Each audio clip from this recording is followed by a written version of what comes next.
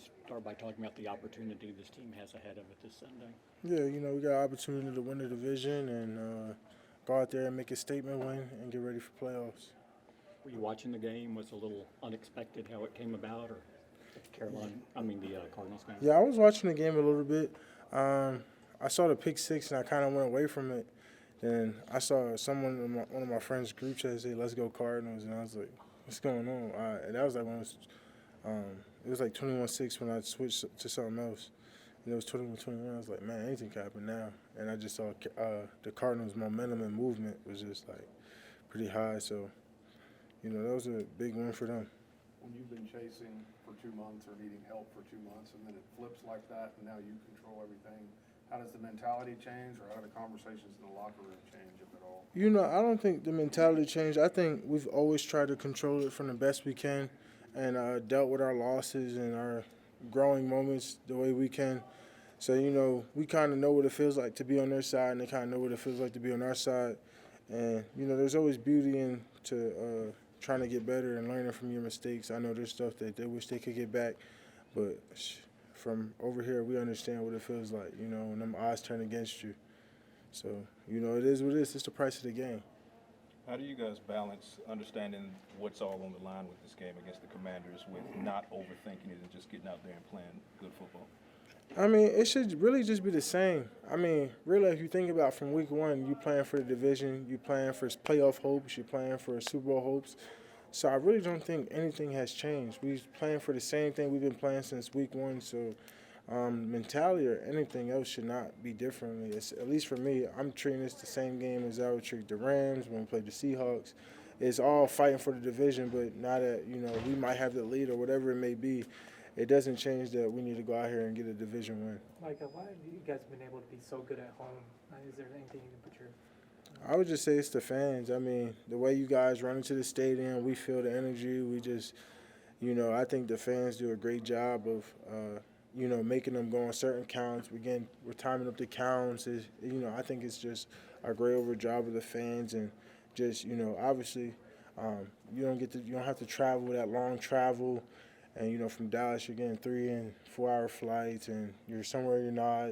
You might not be able to get your massage, the one you get before the game. A lot of guys just feel a lot better at home, and that's anywhere. Like a third year in a row, you guys will be going to the playoffs. Is there anything different in your mind about how this run feels or where you guys are at? Yeah, I feel like I've been around these guys since I came in, and, it's been a great honor to play with these guys.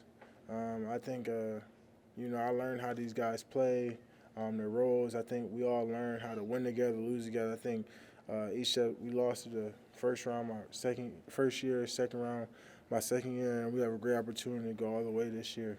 So we all know each other. We just got to keep communicating and playing with each other because obviously we all know this is going to be a completely different roster after each year, so you never know how it's going to look.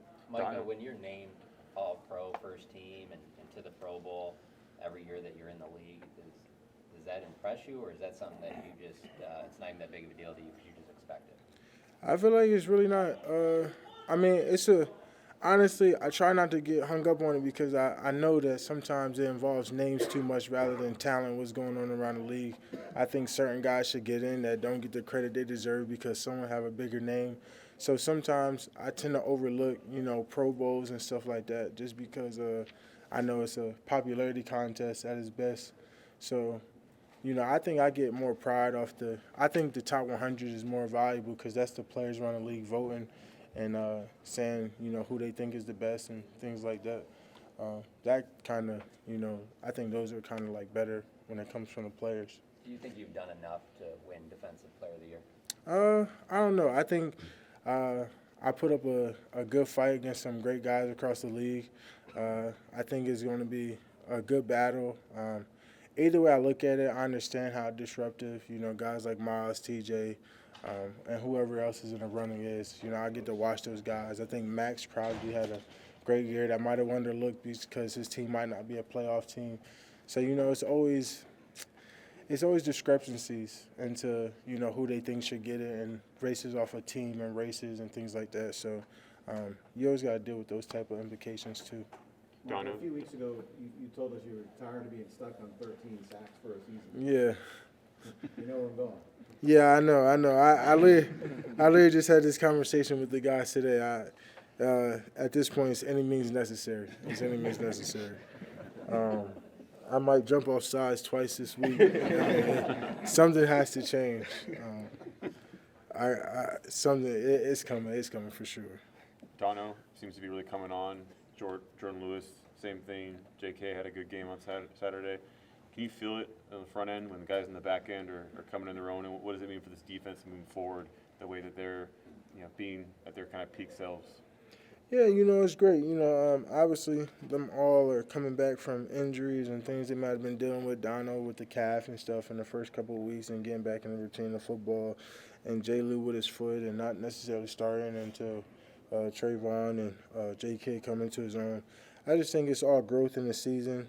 Obviously, you try and change the scheme and tweak some things each and every week, and I think guys just getting comfortable, understanding what we have.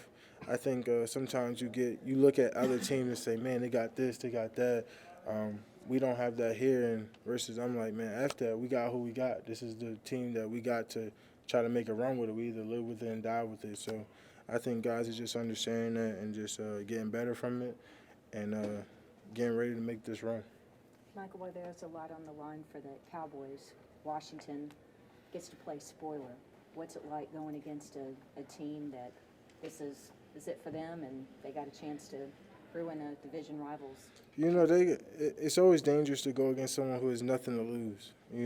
They can pull out all types of tricks and gambits and gambles because they want to make a statement. We just want to beat the Cowboys and like I said, their backs against the wall. They want to see what they have for next year and prepare for that. And, we got to go and make a statement and say we are the better team, we are the more dominant, aggressive team, and we just got to prove that Sunday. Do you use last year's games as a kind of a example of what can happen? Yeah, for sure. I mean, everything that could have went wrong last year when we went down there. So obviously, there needs to be some tweaks and changes doing that this Have y'all week. talked about that a lot this week, last year's game? No, you know me, Combs. I don't care about last year. I just focus on what's up next. How can you guys build confidence playing on the road with a win this week, and how do you think that could play towards in the playoffs if you have to go back on the road? Hopefully we just go out there and win. I feel like confidence at this point, it shouldn't even be about confidence. It should be like everyone should just know out and go out there and do their job. This is your job. We are a team. We need to go out there and play together and be as one and go out there and get a win that we should win. I think that's what it's about. I don't even think it should be about confidence. We're a week away from playoffs. I'm tired of learning and growing. It should just be about dominating and playing great football. What is your confidence level like in Brandon Aubrey? He's hit all 35 of his field goals this year.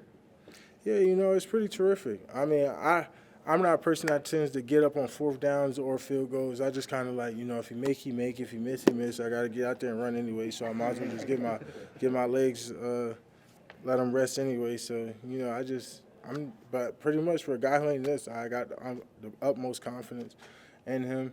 But I don't want to jinx him at the same time, so just kind of let him chill out, let him be in his groove. What if that kicks to win the Super Bowl? You gonna be standing up then? Nope. I'm gonna be praying, bro. Like at some point, you can never jinx it. It might be I might stand up. The weight of the earth might tilt just a little bit. I'm just let him be.